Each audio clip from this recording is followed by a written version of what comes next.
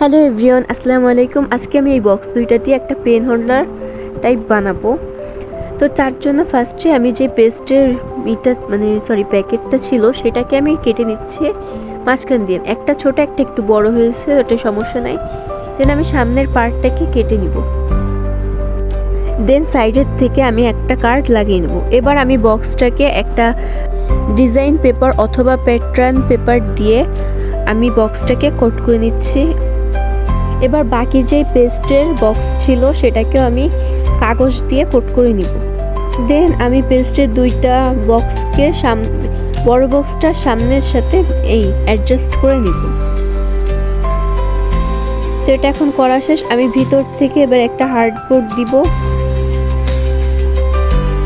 তো এখানে একটু বেশি নিচু হয়ে যাচ্ছিল, তো আমি কিছু কাগজ দিয়ে উপরে একটা কার্ড বসিয়ে দিয়েছি। দেন উপরে আমি আবার একটা কার্ডবোর্ড দিয়ে ওটাকে সুন্দর করে ভাগ করে নিয়েছি, যেন এক একটা জিনিস এক একটা রাখতে পারি, সব একসাথে মিলে নিয়েছে। আর আমি মনে হয় ভিডিও করার সময় একটু বারবারই দেন বলতেছি। তো এবার আমি আমার সব পেন্সিল কালারগুলোকে ওটার ভিতর রেখে দিচ্ছি। আর এই কিউট বক্সটা আমি গতকাল বানাইছিলাম, বাট ভিডিও এডিট করার সময় কেন জানি হচ্ছিল না, তাই পরে রাগ হবে এডিট করে দিচ্ছি।